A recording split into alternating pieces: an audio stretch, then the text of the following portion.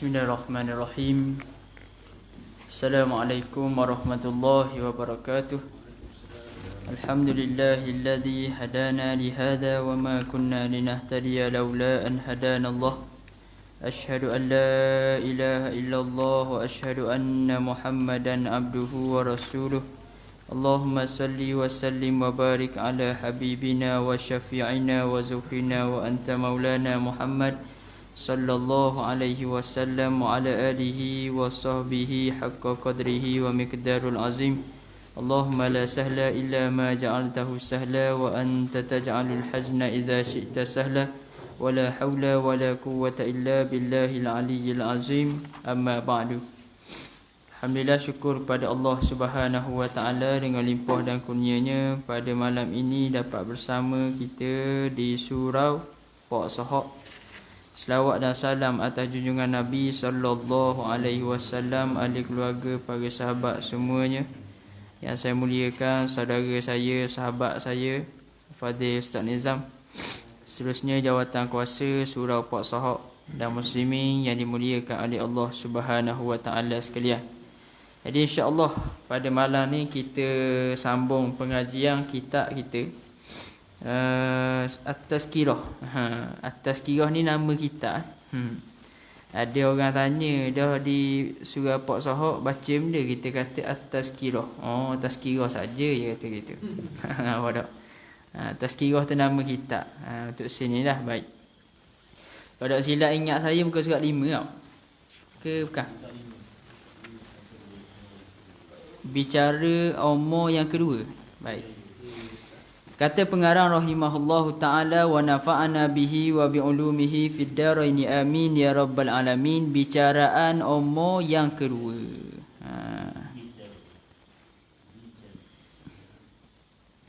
Hening ia bagi 5 tu dah. Ia bagi umur kita sampai ngesuk ni 5. Jadi sekarang ni baru nak bincang tentang umur yang kedua. Kata pengarang, adalah kita yang dikatakan di dalam umur yang kedua itu ialah daripada keluar kita daripada perut ibu-ibu kita. Ibu-ibu jamak ibu-ibu. Ibu-ibu kita dengan diperanakkan kita sehingga sampai keluar kita daripada dunia dengan mati. Jadi umur kedua ni dia kata start daripada kita beranak sehingga kita mati. Itu start umur kedua. Jadi nak cerita kenapa pada umur yang kedua ni. Dan di sinilah Tuhan paksakan kita beramal dan berbekal bagi kesenangan kita di dalam 3 umur yang lagi akan datang sebutnya. Jadi pada tempoh umur yang kedua ni lah tepat periksa kita panggil. Tuhan paksa kita supaya beramal dan buat bekal. Sebutnya apabila jadi kita orang mukallaf dengan menyuruh ia Tuhan akan beberapa suruhan dan melarangkan beberapa larangan. Sini ni yang pertama saya nak sebut sikit. Dia kata disuruh tadi tu adalah orang mukallaf. Kita nak bincang sikit sini siapa mukallaf. Nampak? Adakah semua orang hak lahir atas muka bumi wajib dia tak ada sembahyang? Ataupun gimana? Maka kata ulama yang mukallaf sahajalah yang diwajibkan sembahyang. Yang diwajibkan belajar fardu ain. Dah piye mukallaf piye? Apa?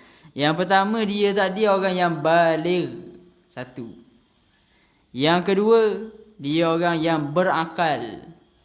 Maka orang gila bukan mukallaf. Jadi perbuatan dia tadi tidak ada dosa padanya. Tak ada dosa. Tapi kalau dia buat pecah barang ataupun dia bunuh orang dan sebagainya, hak tu nak kira ke mana? Dari sudut undang-undang dunia perbahasan lain. Macam tadi syarat pertama mukallaf balik. Dah hal gitu kanak-kanak boleh lah bunuh orang. Dah bukan mukallaf. Tak gitu. Kanak-kanak boleh lah curi barang orang. Ke mana? Tak. Maksud mukallaf ni dia buat tadi dak dosa. Cuma hak zahir atas muka bumi, hak tu nak ambil kira lah. Nah, wali dia ataupun mak ayah dia kena rati kalau dia pecah pasu orang. Nah, dia curi kedai, mak ayah dia kena rati. Nampak? Sebab tu kalau kita tengok dalam masalah kitab fiqh, kita bincang bab aurat, maksudnya orang lelaki haram tengok orang perempuan. Orang lelaki mana hak haram? Orang balik. Dah kanak-kanak haram tak tengok orang perempuan? Aurat orang perempuan. Kalau kita kata haram, dosa budak ni. Kerana tak ada haram ialah dia buat dosa tinggal oleh pahala. Jadi kalau kata haram, maknanya budak dia dosa lah. Tak? Jadi sebab tu kata ulama, ya haram kalau sekiranya budak tadi tengok orang perempuan tadi dan dia balik, dia boleh buat laporan. Tak? Dia boleh cerita betul ini, naik syahwat pula ni. Maka ketika tu haram dengan maksud apa? Wajib mak ayah dia palingkan muka anak tadi dan bagi warning supaya tak tengok. Jadi dari sudut budak dia tak salah dah. Nah, cuma kena ajar lah. Nah, itu nak ayat. 2. Berbalik berakal. Yang ketiga, siapa lagi mukallaf? Orang yang kita panggil sehat panca indera dia daripada buta dan pekak. Apa? Orang yang sehat panca indera daripada buta dan pekak. Kalau orang tak dibuta dalam masa sama pekak, maka orang ni bukan mukallaf. Nampak? Tapi kalau orang tak dibuta, buta saja, pekak dah, hak ni masih lagi mukallaf. Nampak? Dia buta tapi tidak pekak. Mata tak boleh tengok tapi tidak pekak. Mukallaf lagi.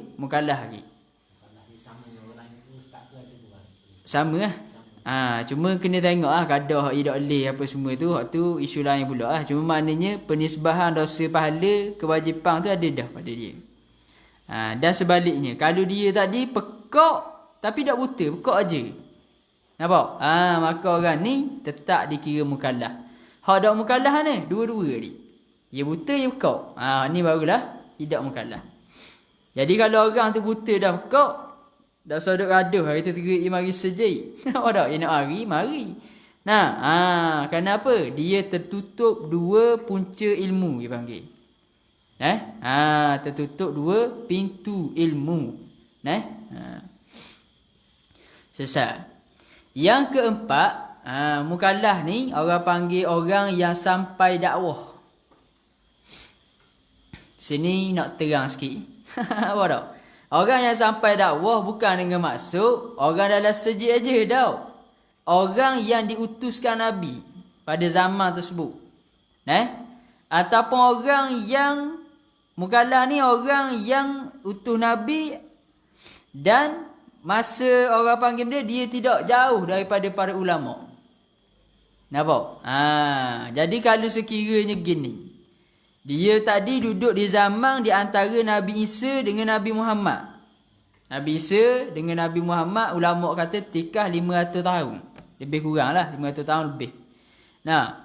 Nabi Isa wafat, Nabi Isa diangkat ke langit. Lalu 500 tahun lebih lepas tu lahir Nabi Muhammad sallallahu alaihi wasallam. Orang yang hidup dia 500 tahun tadi tidak dikira mukallaf. Dipanggil sebagai ahli fatrah. Ahli fatrah ni apa? Wa ma kunna mu'adzabina hatta nab'asa rasula, kata Allah. Dan kami tidak akan mengazab satu-satu puak ni sehinggalah kami mengutuskan rasul. Maka oleh kerana di zaman tersebut tidak ada rasul, maka mereka dikira orang yang selamat daripada neraka Allah Subhanahu Wa Taala, bukan tidak dikira mukallaf. Nampak? Sebab tu mak ayah Nabi kita berpegang bahawasanya mereka tadi sebagai ahli fatrah dan mereka masuk syurga. Adapun hak isu yang kedua, dia dekat dengan ulama. Dekat dengan ulama sini bukan dengan maksud dia tu mari surah mau duduk tu guru mau, bukan gitu. Maksudnya kawasan dia tu dah dihidupkan dengan Islam. Kalau contoh dalam hutan Amazon, tak ada seorang lagi hak masuk dalam kawasan tersebut, maka adakah dia tadi dikira sebagai mukallaf? Adakah dia akan diazab dengan sebab dia melakukan kesilapan syarak dan sebagainya? Maka kata ulama, kalau memang tempat tersebut tak ada orang langsung masuk lagi, ketika tu dia bukan mukallaf. Tapi kalau surah dekat dah hari, tu mukallaf.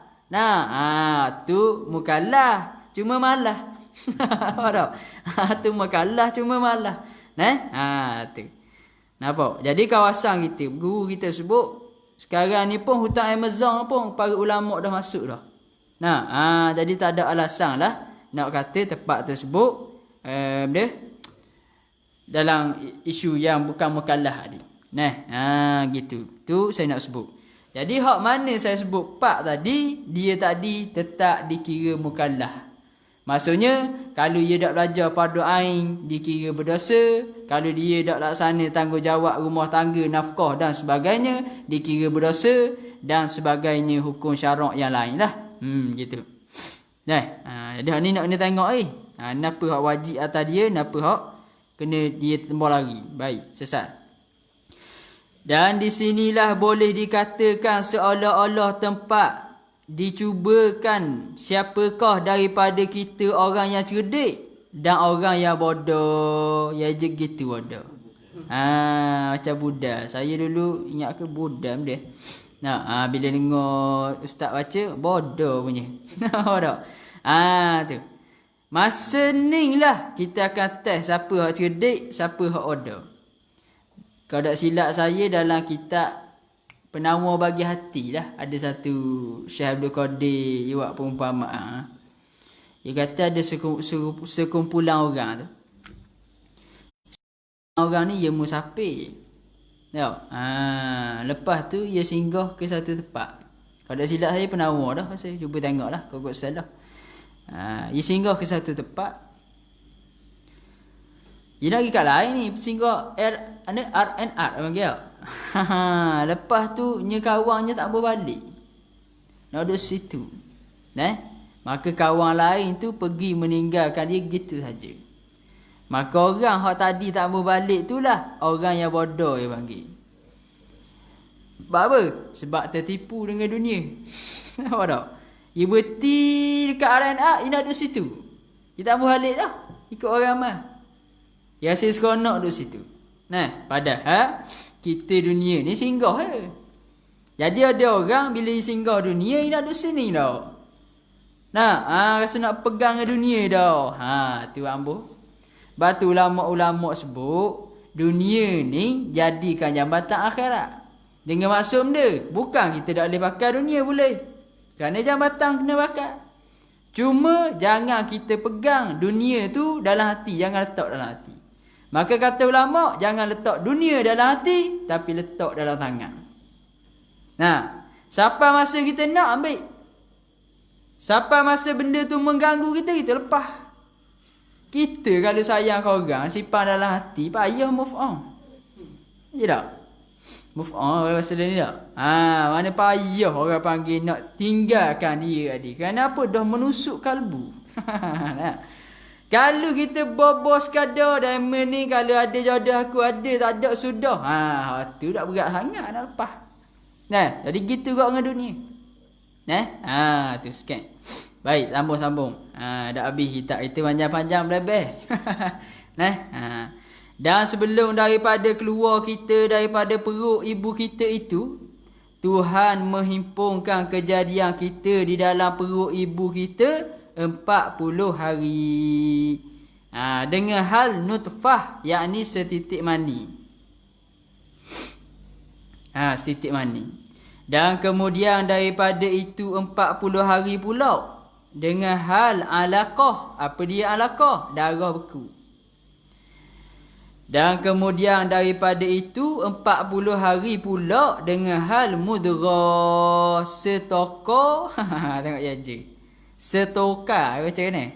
Setokar Setokar daging sehingga dirupakan kita jadi manusia.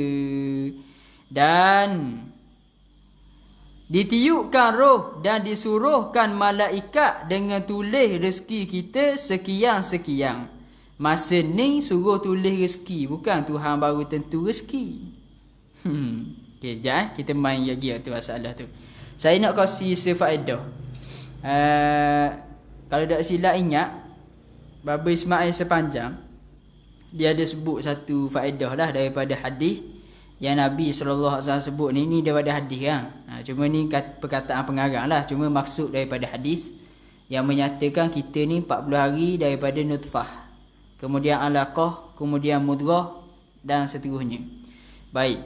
Jadi sekarang ni ulama-ulama ataupun orang-orang tua kita lah, bahasa-bahasa kita orang tua dulu, dia mengambil orang panggil keberkatan daripada 40 ni. Apa bila pergi pondok, ada pondok tu dia kata kena duduk 40 hari baru boleh balik. Kalau orang tadi nak taubat ataupun jenis baru nak mari surga, jadi kena istiqamah 40 hari dulu, barulah nak lulah colak-colak dia, celuk-celak. Colak-colak pula, celuk-celak. Apa dak? Nak. Bapa mari mana 40 hari? Maka kata Baba dah kalau tak silap saya je. Dia kata kerana nak mengambil tafa'ul ataupun nak mengambil berkat daripada hadis-hadis seperti ini. Seakan-akan manusia ni dibentuk daripada 40. 40 terbentuk sesuatu, 40 sesuatu. Nampak? Maka bila masuk pondok 40 baru dibentuk asas. Jadi orang dah duduk 40 hari di pondok, maka dia boleh biasakan diri for the next step. Gitu cerita. Waktu mari 40. Nak mari sejik, nak biar istiqamah. Orang kata mari tu biar sampai 40 hari lah. Mana dalil? Dalil saja demo. Jadi dah ulama pun buat dipanggil tajribah, kajian, eksperimen, dan sebahagiannya memang berhasil. Bila duduk tak lari-lari gitu berterusan tadi, menyebabkan kita mendapat satu kebaikan daripada perkara tersebut. Gitu. Jadi daripada hal ni lah, daripada ni sesat. Kemudian dia kata dirupakan mana dia? Setokor daging bawah lagi maka ditiupkan roh dan disuruhkan malaikat dengan tulis rezeki kita sekian-sekian. Kenapa masuk rezeki? Kita royak ada rezeki hari ni nega. Ni tengok-tengok. Sini kita bahas sikit-sikit. Tempat-tempat hak penting saya buat tubik sikit-sikit. Ahli sunnah kata rezeki ialah ma yanfa', benda yang dapat kita manfaat. Sesuatu yang kita dapat manfaat walaupun tidak kita miliki. Gambarlah Mu'tazilah kata rezeki ni benda yang kita dapat milik. Jadi orang kata lawan Mu'tazilah ni lawan tu. Tak, ramai orang pegang gitu. Rezeki benda hak yang kita dapat manfaat walaupun kita tak milik. Contoh. Air ni milik siapa? Tangan saya. Milik surga sebelum ni. Belum hamba milik surga. Hamba pun minum. Rezeki siapa? Rezeki hamba. Mikrofon apa? Surga. Piye bakar? Hamba bakar. Rezeki siapa? Hamba. Nampak? Kenapa lagi kau anda kata? Bukan kata kita. Tak? Lepas tu kata bank. Tak? Kata bank tak payah habis. Maka hak tu rezeki siapa? Rezeki kita. Jadi rezeki benda yang kita dapat manfaat walaupun tidak kita miliki. Sebab tu ahli sunnah wal jamaah membahagikan ada rezeki halal, ada rezeki haram. Rezeki haram, dia curi rumah orang, yang ambil barang. Piti 20,000 dia bakar. Hak dia curi tu bakar 20,000. Rezeki siapa? Rezeki pencuri. Nampak? Dah lalu gitu dah. Dah. Tapi halal ke haram? Rezeki haram. Kenapa Tuhan sebut dah wa ma min dabbatin illa 'ala Allahi rizquha. Tidak ada hak melata, hak gerak atas muka bumi ni, melainkan aku tentukan dah rezeki atas dia. Lagi tak mati, lagi tak mampu bewak, lagi itulah ada rezeki. Nah, ayam hak duduk rumah kita ada tak ambil SPM? Ada tak? Hidup hak pada ni? Hidup. Babi hak duduk tangga gerak kita ama. Ada ambil PhD? Ada. Hidup tak? Hidup. Nampak? Kenapa? Kerana Tuhan tentukan rezeki, bukan CJ dia. Kita tak salah ambil CJ, betul. Tapi jangan pegang kerana CJ itu kita dapat rezeki. Bila pegang hak ni kerana CJ dapat rezeki, habis benda kita reject. Nampak? Anak orang tak ada CJ reject Apa? Lagi makan pasir. Nampak tak? Nampak? Kita meletakkan rezeki, letak pada CJ tersebut. Memang betul CJ tu penting. Tapi adakah rezeki tu sumbernya daripada CJ? Tidak. Daripada Allah Subhanahu Wa Taala. Dia tu benda hak yang saya nak royak dulu. Maka kebahagiaan tu rezeki. Bahagia rezeki. Ni boleh duduk atas kursi kesihatan, rezeki. Ada orang kena reject kerja, tak boleh jawatan. Dia mari cerita ke kita, dia kata saya tak boleh jawatan. Saya kata syukur pada Allah awak tak boleh jawatan. Dia kata ustaz, saya berebut jawatan 2, 3, 4 orang kawan saya duk berebut 2, 3 tahun. Lepas ni memang tak ada berebut jawatan tu. Tak boleh jawatan tersebut. Maka dia kata begitu. Kita kata ke dia, cuma dia minta tips untuk move on daripada benda tu. Macam mana kita nak keluarkan diri daripada rasa bersalah, rasa apa aku tak boleh gitu. Nampak? Maka kata ulama mu fikir yang pertama sekali tu bukan rezekimu. Yang kedua, fikir dia setiap ketentuan Allah pasti baik. Mungkin Tuhan tak beri rezeki jawatan, tapi Tuhan beri rezeki persahabatan. Ada orang rezeki jawatan tak ada. Jawatan tinggi tak. Tapi rezeki persahabatan ada. Mungkin daripada dia apabila kalau sekiranya Tuhan takdirkan dia tadi dapat rezeki jawatan tersebut, kemungkinan dia tadi akan berbalah dengan kawan yang berebut tadi. Maka berlakulah apa yang berlaku. Member bunuh member. Itu sebagai contoh. Jadi situ Tuhan dah tulis rezeki daripada awal. Malaikat mari tulis rezeki ketika kita dalam kandungan. Tapi Allah Ta'ala tentu rezeki bila? Sejak azali lagi. Sesat. Hak ni tulis rezeki. Hak Tuhan tentu tu sebelum Nabi Adam ada lagi Tuhan tentu dah. Masa tak ada makhluk lagi, hak tu dia panggil azali. Gitu ceritanya. Lagi. Dan ajal umur kita sekian-sekian. Tuhan tentu juga. Sini ada ajaran Mu'tazilah. Dia kata orang yang mati, pendapat Al-Khattabi daripada Mu'tazilah. Dia kata orang yang mati kerana dibunuh, maka dia mati tadi kerana bunuh, bukan kerana ajal dia. Ajar dengar tak orang cakap ini? Kalau dia tadi tak kena bunuh, tak mati lagi. Kalau dia tak kena langgar, dia tak mati lagi. Baik kena langgar, dia mati. Tu pegangan Mu'tazilah yang sesat. Kita ahli sunnah wal jamaah, dema tadi mati kena bunuh ke, mati kena langgar ke, mati lemah ke, mati duduk surau ngah-ngah kuliahnya mati. Tu semua kerana sudah sampai ajal. Apa ajal? Yakni tempoh. Satu tempoh, dah habis tempoh dia, maka mati dia. Gitu ahli sunnah wal jamaah. Ada pun orang yang pegang gitu, dia kena buang pegangan tersebut.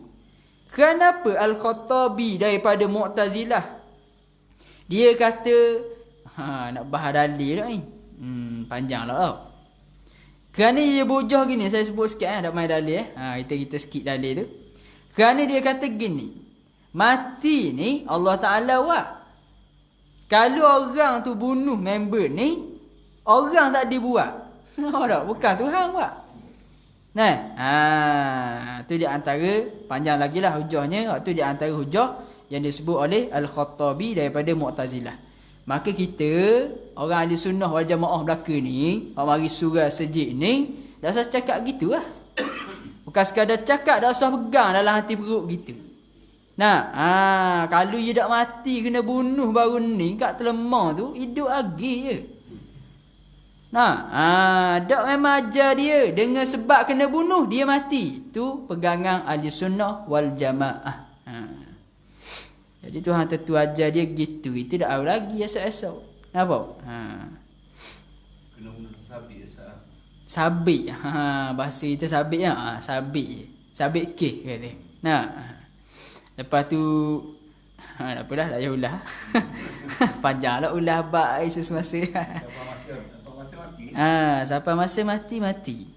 Dah, tenggelam dalam laut ke apa ke, ikut pandai, tapi sampai masa mati. Jadi ada orang Tuhan uji dia kenapa? Kecewa dengan kematian ada. Sampai tahap jadi gila. Nak orang puang ada-hadang. Ataupun tak kira lah. Adik-beradik kita, orang kita sayang meninggal. Kita jadi tak boleh terima hakikat. Sampai tahap pergi bunuh, member hak bunuh pula. Tu bahaya tu. Jadi waktu tu kena jaga jiwa lah, pegangan kita pula. Okey, baik, masuk lagi. Dan amal kita sampai waktu amal kita sekian-sekian. Tu amal Tuhan ni dah tentu dah. Dan yang celaka ataupun yang bertuah. Celaka ni dalam bahasa Arab dipanggil syaqawah. Syaqawah apa dia? Maksud dia orang tadi mati dalam kufur. Tu maksud celaka di sini. Di sisi ulama Asy'ariyah, celaka dengan maksud mati dalam keadaan kufur. Jadi ditentukan bila? Ditentukan sejak azali lagi. Cuma malaikat dah tulis ketika kita berada dalam perut mak kita lagi. Nampak? Ataupun bertuah. Bertuah ni bahasa Melayu, bahasa Arab dipanggil sa'adah. Sa'adah maksud dia mati dalam iman. Sini khilaf di antara Asy'ariyah dan Maturidiyah. Bukan Mu'tazilah, Maturidiyah. Dia panggil khilaf lafzi je ni. Asy'ariyah kata celaka tu mati dalam keadaan kufur. Bertuah tu benda, sa'adah tu benda, mati dalam iman. Ambil kira masa mati. Adapun Maturidiyah kata, ketika dia dalam keadaan iman tu, dia sa'adah.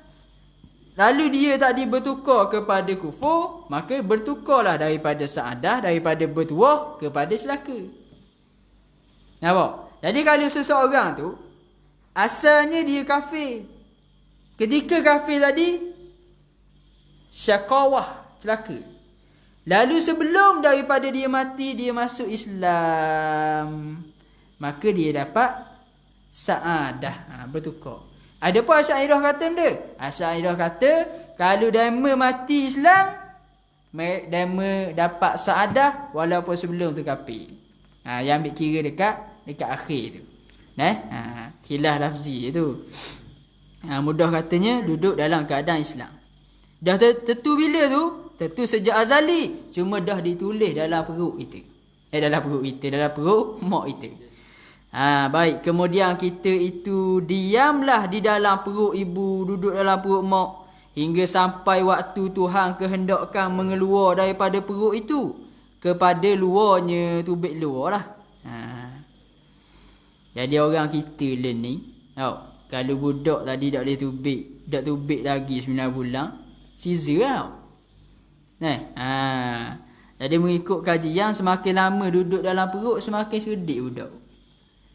Nampak? Contoh siapa? Imam Malik 4 tahun dalam perut mak. Mak dia ngandung 4 tahun. 4 tahun mengandung. Mengandung. Imam Syafi'i 4 tahun kau. Sebab tu dalam mazhab Syafi'i rahimahullah, dia kata sepanjang-panjang tempoh mengandung ni adalah 4 tahun. 4 tahun. 4 tahun boh. Bini kita 9 tahun nengun dah. 9 bulan, 9 tahun. Tak biasa dah. Apa dah? 9 bulan. Nengun dah, tok lelaki pun nengun dah. 9 bulan lambatnya tubik budak ni. lambat netah weh. Nampak? Imam Syafi'i mak dia kandung 4 tahun. Nampak? Lama tu lama. Baik. Selesai. Jadi kalau ikut teori hak kita ada ni, cuma kita tengok Dr. Ikabar ada jenis orang tu kecil mani. Dia kena waktu ubik awal sebab apa? Takut budak tu jadi besar lagi payah nak waktu ubik. Tu kena pakai kat teori doktor tu. Jangan tolak belaka. Apa tak? Selesai. Tu sekadar perbincangan ilmiah kita je lah. Baik, selesai. Maka disitulah awal umur kita yang bangsa dunia, seperti firman-Nya Ta'ala, summa nukhrijukum tiflan. Al-ayah. Al-ayah tu bukan ayat Quran dah tu. Al-ayah ni maksudnya ila akhirih lah. Dan pergi tengok diri lah. Apa dalam Quran tu sampai habis. Summa nukhrijukum tifla. Kemudian mengeluarkan kami akan kamu pada hal budak. Kemudian Allah Ta'ala mengeluarkan kita dalam keadaan budak kecil. Hingga akhir ayat itu. Baik. Selesai. Maka adalah kita manusia pada ini umur. Berpindah-pindahlah kita daripada hal budak kepada hal besar. Hingga kita jadi yang baligh dengan cukup tahun atau dengan sebab yang lain. Dalam mazhab Syafi'i ada 3 sebab baligh. Yang pertama sekali keluar mani. Yang keduanya bermimpi. Bermimpi pula. Ya bermimpi ya. Keluar mani, bermimpi. Yang ketiga keluar haid. Ataupun ulama buat rumusan mudah je 2 je. Mana rumusan dia? Yang pertama sekali dia baligh dengan umur. Yang kedua dia baligh dengan alamat. Baligh dengan umur dak ada suti habuk tadi. Ada suti habuk orang panggil tanda-tanda tadi. Keluar mani pun dak, mimpi pun dak. Nampak? Haid pun dak. Siapa-siapa genap 15 tahun. Sini kita nak royak sikit ni. Genap 15 tahun dengan maksud nak masuk 16 dah weh. Bukan genap 15 tahun tu baru habis 14. Sebab tu budak dia kata pak, dia tak boleh biar alasan dia tadi tak balik lagi. Dia kata tak semayang tak apalah, saya tak balik lagi jet atas muka. Kenapa? Dia kata pak, masuk umur 16 tahun, genap umur dia 16 tahun, genap umur 15 nak masuk 16. Sila genap umur 15 nak masuk 16, ketika tu dia balik dengan umur walaupun tak ada apa-apa alamat sebelum daripada tu. Dia panggil balik benda. Balik dengan umur. Yang kedua, dia panggil balik dengan alamat. Dalam tempoh 9, tengok dalam tempoh 9 hingga kepada 15 tahun. Tempoh ni. Seseorang dalam tempoh 9 hingga 15 tahun, ada salah satu daripada 3 tadi, maka baliklah dia. Kalau sebelum daripada tu 7 tahun nyemipi dah pergi kerja itik datang kerja itik tina. Umur 7 tahun. Balik lagi dak. Orang puang 7 tahun keluar darah dah, darah haid dah kan. Start umur 9 sehingga kepada 15. Dalam tempoh tersebut mari alamat-alamat tadi, maka baliklah budak tadi dengan sebab alamat. Ada juga orang buat kajian.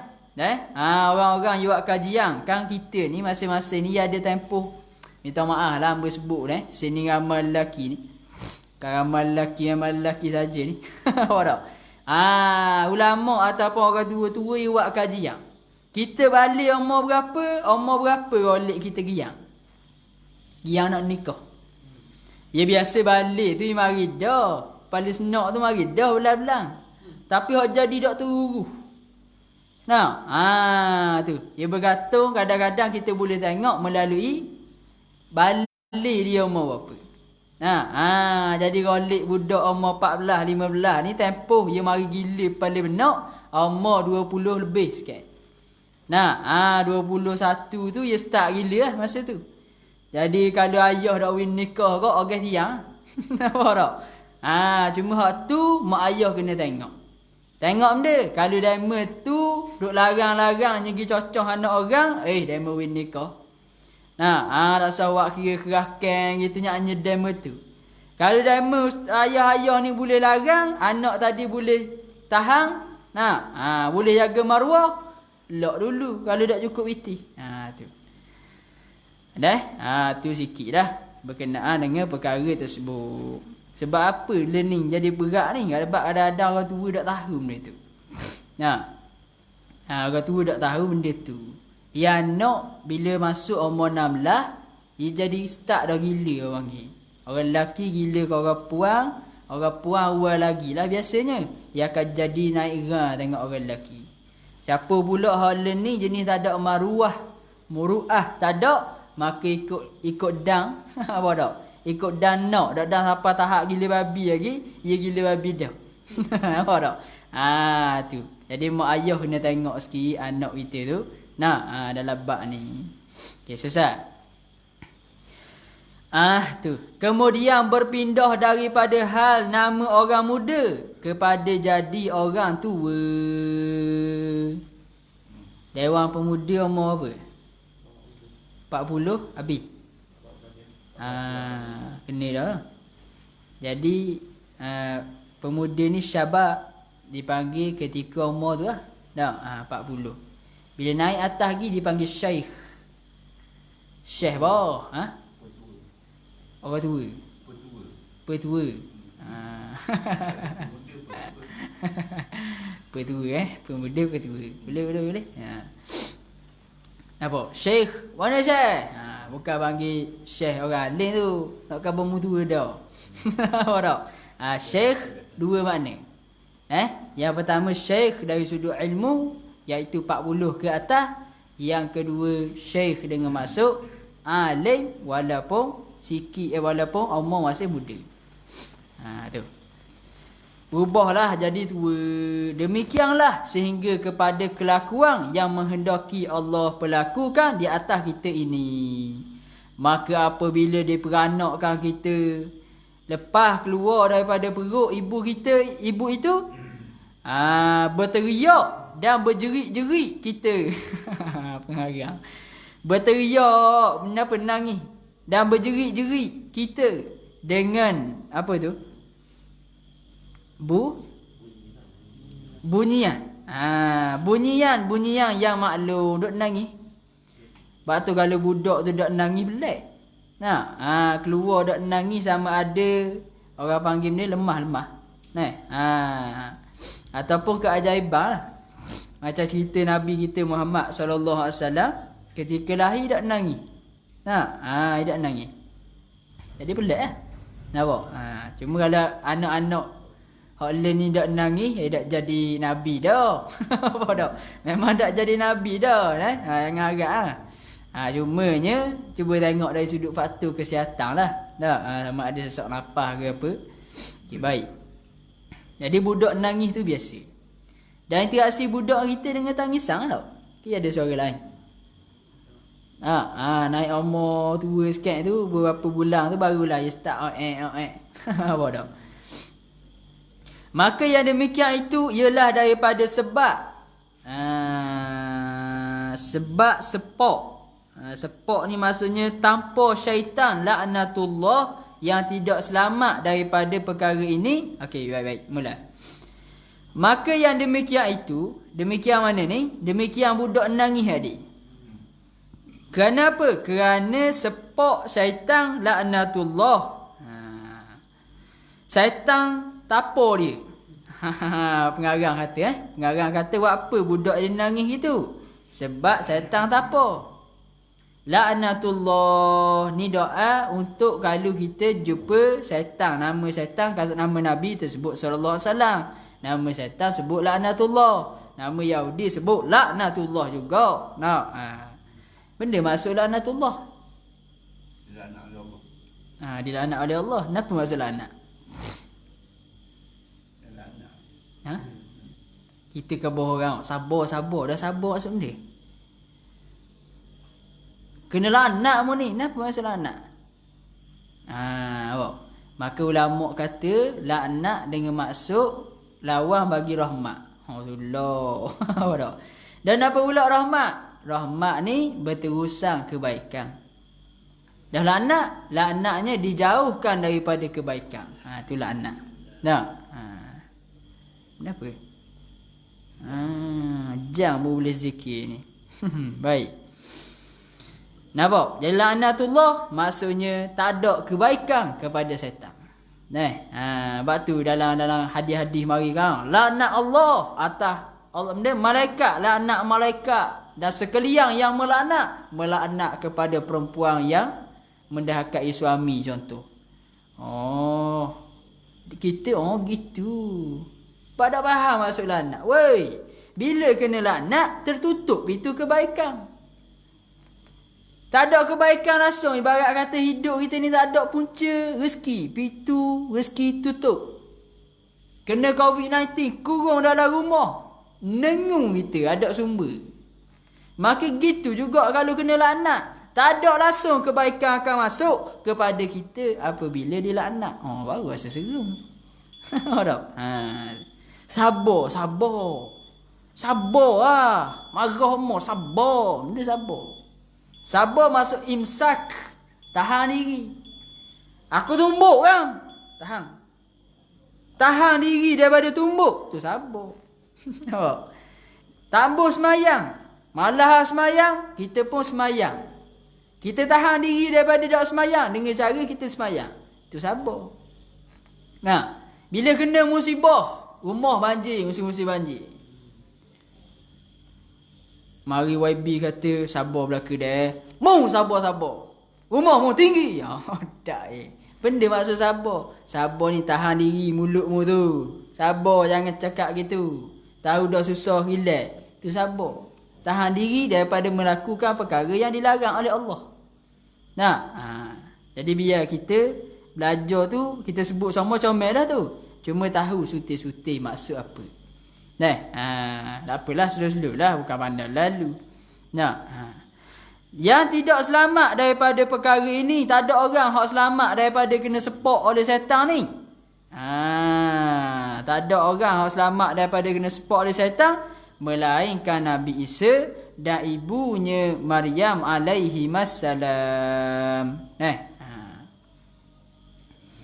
Dan nabi-nabi yang lain lah selamat daripada kena sepak di syaitan. Maka dari sinilah setengah daripada perkara yang disuruh buat pada ketika itu, pada ketika budak-budak nangis tadi, bahawa dibangkan pada telinga budak yang diperanakkan itu. Ni bukan masa nangis ni, masa baru lahir ya. Dibangkan pada telinga budak yang diperanakkan itu, yang sebelah kanan, dan ikomat sebagai ikomat sembahyang pada telinganya yang sebelah kiri. Ni sama ada budak lelaki atau budak perempuan. Dua-dua ni sama ada budak lelaki atau budak perempuan. Sebab ada kita dengar orang khabar, dia kata azan dan iqamah ni hanya pada lelaki, orang perempuan qomat saja. Hak qomat saja tu ni kalau orang perempuan hak besar ni, apa qomat saja bah. Apa dak? Ni budak kecil ni orang lelaki tolong azan, kanan tinggal kanan, telinga kiri tolong qomat. Sama ada dama tu lelaki atau perempuan, Islam atau kafir, sunat kita azan dan iqamah. Maksudnya anak orang Islam atau anak orang kafir. Kalau anak orang kafir kita jumpa duduk tangan kita azan sebelah kanan dan iqamah sebelah kiri. Atau ada disebutlah dalam kitab fiqh. Baik, selesai. Supaya budak itu mendengarkan kalimah tauhid. Masa kecil-kecil dengar dah kalimah tauhid. Kemudian adalah hal budak-budak itu di dalam bodohnya. Mana budak? Okey, selesai dah tu. Selesai habis cerita dia. Habis cerita situ. Jadi, ni dia nak cerita tu. Dan dalam Hasyiah Baijuri.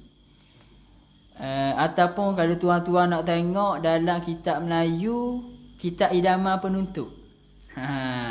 dekat bab akikah dia ada share satu faedah. Antaranya lah saya ingat, banyak lagi barangkalinya. Dia kata kita nak anak kita dijauhkan daripada zina. Nah, maka sunat lepas daripada azan dan iqamah tadi kita baca inna anzalna. Baca kepada telinga budak tadi. Moga-moga dia tadi dijauhkan zina sampai akhir hayat dia tak akan jauhi zina, dia akan zina lah. Kita ni barangkali selamat dah. Anak-anak tak tahu lagi zaman ni. Maka hak baru lahir cucu kita ke, anak kita beranak pesan pula ke anak kita, tu peranang orang-orang tua kita lah. Baik, peringat. Kadang-kadang ayah masa tengah beranak tu, ustaz kau dah ingat. Tengah duk kalut suka ni tau. Ada kau dah ingat. Jadi masing-masing pakat peringat. Nampak? Kemudian adalah hal budak-budak itu di dalam bodohnya. Ni nak kata kau. Ikut tarikan ataupun didikan yang meliharanya kepada ajaran jahat atau baik. Budak kecil ni bodoh situ dia panggil. Benda ni Allah Ta'ala sebut dalam Quran, kebodohan kita ni. Wallahu akhrajakum min butuni ummahatikum la ta'lamuna syai'a. Wallahu akhrajakum, dan Allah Ta'ala lah yang mengeluarkan kamu daripada perut mak kamu. La ta'lamuna syai'a, mu tak tahu sutih habuk. Atau terjemah dah tu, la ta'lamuna syai'a, sutih habuk pun tak tahu benda. Ni pengarang cakap. Ikut tarikan atau didikan yang melihara. Orang jahat ataupun orang baik dia jaga, kita ikut eret dia panggil. Tu. Maka daripada sini mestilah di atas dua ibu bapa menyuruhkan diakan budak tadi dengan semayang dan dengan barang yang ia budak kuasa daripada puasa apabila sampai umur 7 tahun. Bahkan ulama kata benda bukan sekadar memayang kena ajar, berwuduk kena ajar. Sebelum anak balik ni kena ajar nama Nabi sallallahu alaihi wasallam dan nama-nama Nabi yang lain, supaya mereka kenal Nabi-Nabi tadi dan beriman dengan semua Nabi, bukan sekadar Nabi Muhammad sallallahu alaihi wasallam. Tanggungjawab siapa? Mak atau ayah? Sebab apa saya sebut ayah atau mak? Kerana hukum mendidik anak adalah fardu kifayah kepada ibu bapa. Jadi kalau ayah pergi kerja, mak didik dah anak, selesai dua-dua adik. Kalau mak pergi kerja, ayah jadi babysitter, ajar anak, maka selesai dosa mak dan ayah tersebut. Kalau dua-dua pergi kerja, tak ada orang ajar anak tadi, dua-dua berdosa kerana tidak melakukan pendidikan terhadap anak-anak. Tu mak ayah harga. Dah tidak boleh kerja lelaki lah. Tidak boleh kerja. Suruh orang lain ajar. Bila orang lain ajar, budak tadi tahu dah apa yang sepatutnya, selesai. Itu. Jadi kalau budak tadi pergi sekolah tak erti-erti, kita ambil tanggungjawab, ulang kaji rumah biar budak tu faham etik. Kenapa? Tanggungjawab didik anak, tanggungjawab kita, bukan cikgu sekolah. Nampak? Itu dia. Bab ni penting wah cerita bab didik anak. Kita anak sojala beranak pula.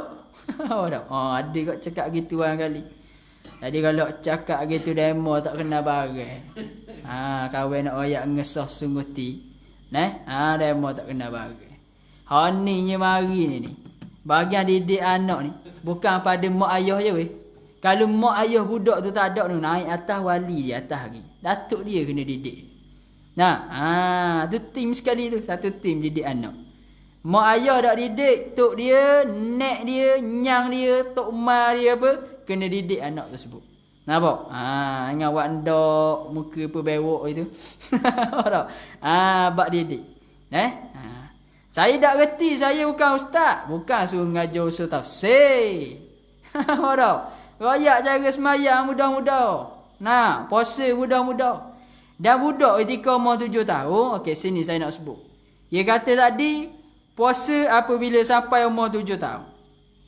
Kita ajar budak puasa, maka ketika ni ulama kata tidak wajib kita paksa dia puasa sampai penuh sehari, tak wajib.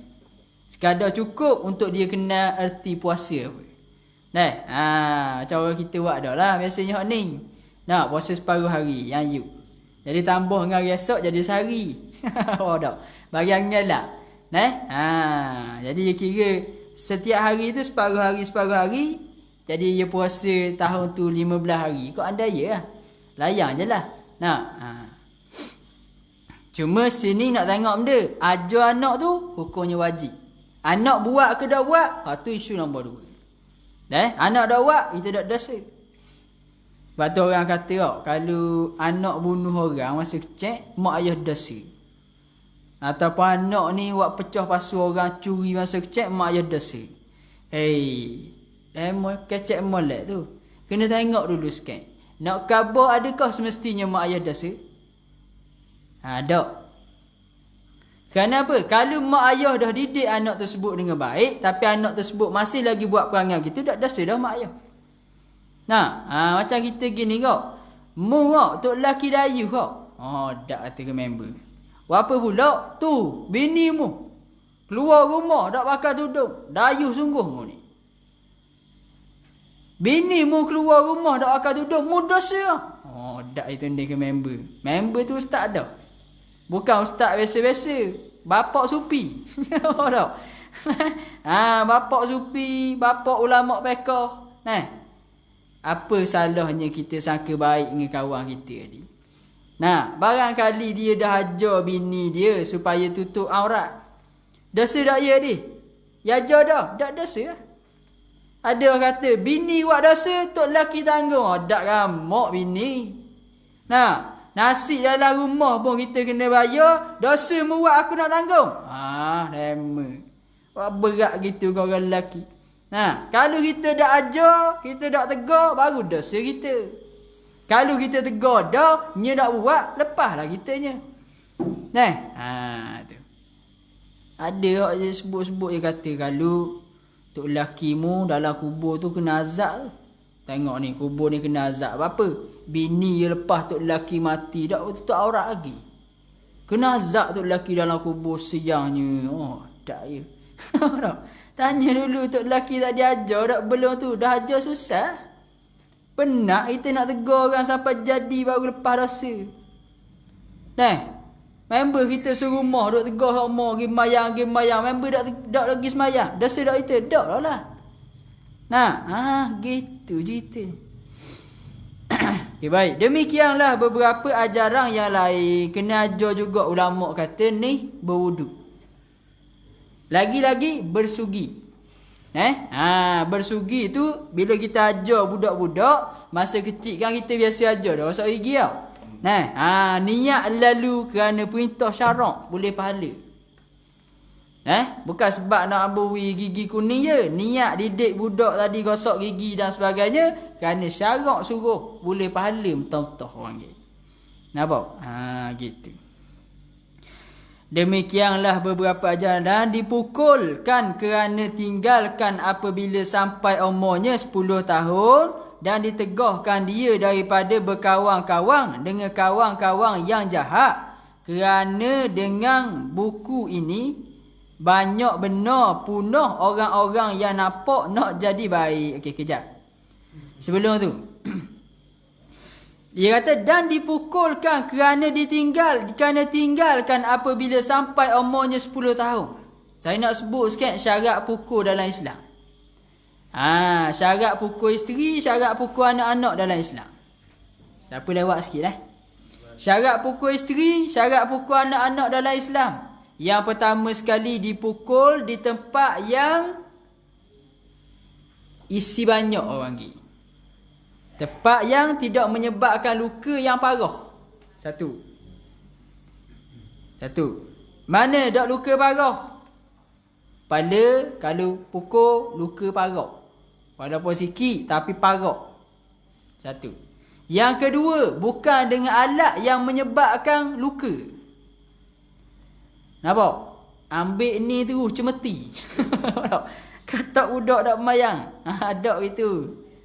Yang kedua, syaratnya mesti guna alat yang tidak mencederakan budak tersebut. Yang ketiga,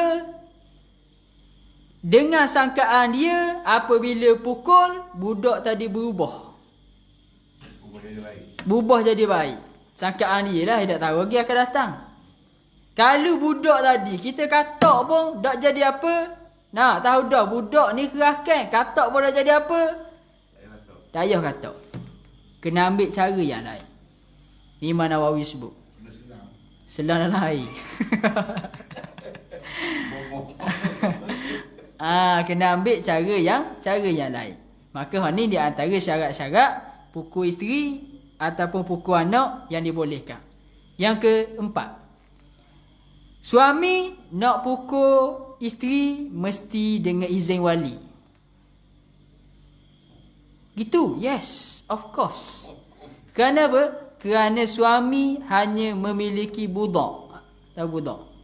Farah isteri, bukan tubuh badan isteri. Maka tubuh badan isteri secara keseluruhannya masih lagi bertakluk di bawah kekuasaan mak ayah dia. Tak boleh kita kata barang-barang bawah. Ayah dia kata, dah nampak babi ingat pukul lah. Hak jadi learning bini. Tok laki duk katak bini apa bodoh. Duk katak pak biru muka bini apa bangang. Dak erti hukum syarak dan sebagainya. Jadi mesti dapat keizinan daripada wali. Anak, kalau cikgu nak pukul anak, kata ulama mesti keizinan wali terlebih dahulu. Dan ada 3 syarat-syarat yang telah disebutkan sebetul tadi. Mesti dapat izin daripada wali. Kenapa ni? Wah ustaz dah nak didik budak kan? Betul dah. Hak tu syarat jaga. Jadi kalau sekolah-sekolah dia jenis nak ratang budak, it's okay, no problem. Kita tak larang. Cuma dalam surat tu tulis awal-awal, sekolah ni mengamalkan ratang budak atau apa-apa denda yang munasabah. Kalau demo setuju nak masuk budak sini, sign. Tak setuju, fadal, silakan. Keluar dengan selamat dan berjaya. Masuk sekolah lain. Sekolah ni ada sistem tu. Baik. Bila dah sign masa awal-awal, dah dikira dapat keizinan umum, guru boleh pukul pelajar dengan 3 syarat yang saya sebutkan sebelum ini. Tu. Sebab ada orang bunyi. Bunyi benda. Yang pertama, isu guru tak boleh pukul pelajar. Sakit kepala tak boleh. Nampak? Sakit kepala ni kau benar benarnya budak. Kalau tuan-tuan perasan ada orang-orang lama dia buat air pukul kat mana? Dia buat air pukul bawah tapak kaki. Sebab apa? Saya dulu masa duk jaga budak tu, kita duk bincang lah nak watang mana tempat paling berjaya sekali. Bukan sekadar dia dengar kata kita, tapi memberi kesan yang baik. Tapak kaki. Kenapa? Kaki tadi ia ada orang. Malah cerita macam abang orang tu gakas mudah gitu. Jadi main Swiss tak? Main Swiss, yes. Main Swiss. Ni. Maka bila pukul di kaki, dia akan memberi kesan yang baik kepada ontak kita. Faham tak? Tu cerita.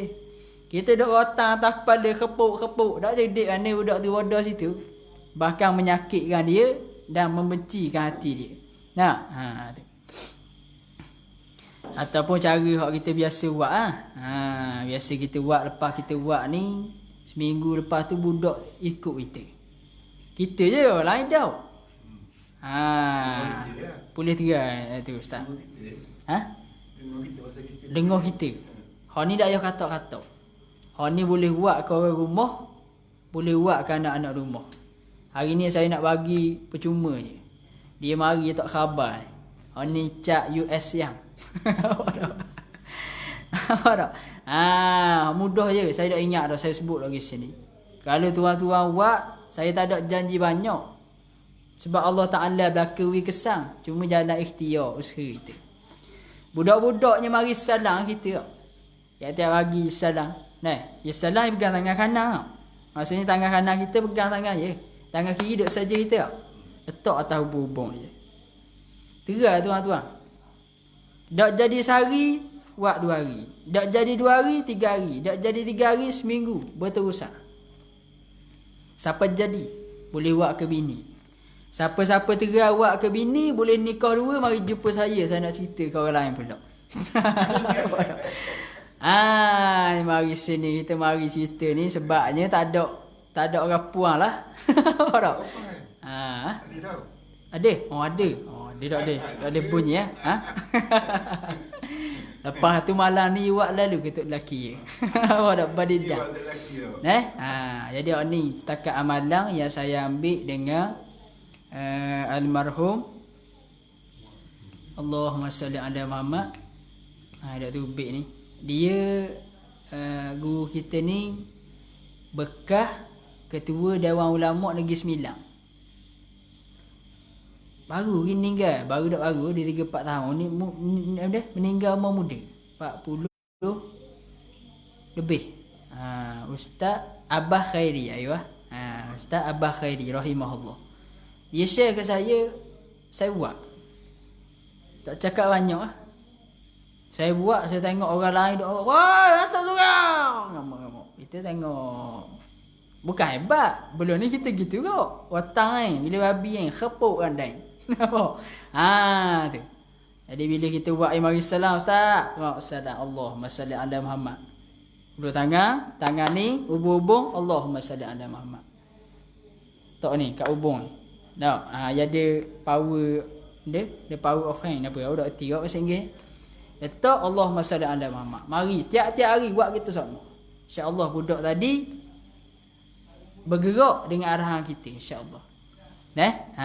Tu dia. Sentuhan aura, masya-Allah. Dah nakal dengan aing. Selawat dah jadi apa? Baca inna a'tainakal kausar 3 ayat. Baca ketiga tak. Pasal kuat kan? Hilang. Bini mari salam untuk lelaki. Abang nak pergi kerja dulu. Okey, baik. Salam. Salam Allahumma salli ala Muhammad. Gosok pada. Ya. Itu malah royak tu. Masuk dalam live dah sakit ke. Tu setakat pengalaman lah. Setakat pengalaman. Kalau orang tengah marah nak suruh senyap tu boh lain pula. Dia akan nak wilayah belakang sama. Ayat lain pula. Tapi waktu tu orang panggil barang, kita panggil dia Tuhan izin lah. Tuhan ada izin tak jadi juga. Lepas tu yakin segi. Ada orang tu yang ambil kita tu tak yakin dah. Ya kedak hidup ya kedak biasa tak jadi. Tak yawi tau. Tak yawi gitu dah. Ya ada selagi tu kalau orang ngah marah duk belabel apa itu apa belabel mak ayah itu belabel banyak. Itu ada kerja letih. Masa tu nak macam dia. Lepas ada tu habis kita baca tu senyap. Cakap makan nasi lagi ni. Tu dah apa lah. Hari-hari dah bilik tu. Lepas tu lain pula. Tu. Nak widah ni lepas tu rasa macam malah mula. Tak apa mula-mula. Baik, sambung kita Buku ni maksudnya masalah banyak benar tu. Banyak berlaku. Punah orang-orang yang nampak nak jadi baik. Apabila berkawan dengan kawan-kawan yang jahat pada budak. Jadi kata ulama, apa yang boleh ingat dah ayat. Kawan ni ada melambangkan kawan lah. Nak tengok siapa kita ni, tengoklah siapa kawan kita. Katanya at-tabi'atu hiya sariqah. Tabiat seseorang ni adalah sariqah, pencuri. Kita bila duduk dengan seseorang, dengan sendiri kita akan curi perangai dia. Nah, maka kawan yang baik akan menghasilkan kawan yang baik. Nampak? At-tabi'atu hiyas sariqah. Tabiat itu perangai tu adalah pencuri. Cepat boleh berpindah. Nampak? Kenapa? Sebab tu ulama kata sejak budak kita kena tengok dah siapa kawan budak tersebut. Dan yang tua-tua sebagai tua dengan tidak menggunakan cermin akal. Ni panjang lagi ni. Kita sambung dekat dan ditegahkan dia daripada berkawan-kawan. Kali saya akan kongsikan insya-Allah taala kalau saya ingat. Ada satu buku nama kitab tu Tarbiyatul Aulad yang dikarang oleh Syekh Abdullah Nasir Unwan. Dalam tu dia ada kongsikan cara macam mana kita nak kenal anak kita ni kaki pencuri jak kecil. Ya biasa orang curi golek nipu. Apa tak? Kalau jak kecil curi, jak kecil nipu, ia akan bawa pada dewasa. Maka kata Syekh Abdullah Nasir Unwan, kita kena bendung daripada awal. Tu kita akan bincang pada sesi akan datang. Saya minta tolong ustaz-ustaz tanda situ lah. Kita akan sambung akan datang pula insya-Allah dalam pertemuan yang lain. Wassallallahu ala sayyidina Muhammad wa ala alihi washabbihi ajma'in walhamdulillahi rabbil alamin. Bismillahirrahmanirrahim. Alhamdulillahirabbil alamin wassalatu wassalamu ala asyrafil anbiya'i wal mursalin wa ala alihi washabbihi ajma'in. Allahumma zidna ilma warzuqna fahma wahdinas siratal mustaqim. Wa sallallahu ala sayyidina Muhammad wa ala alihi washabbihi ajma'in walhamdulillahirabbil alamin.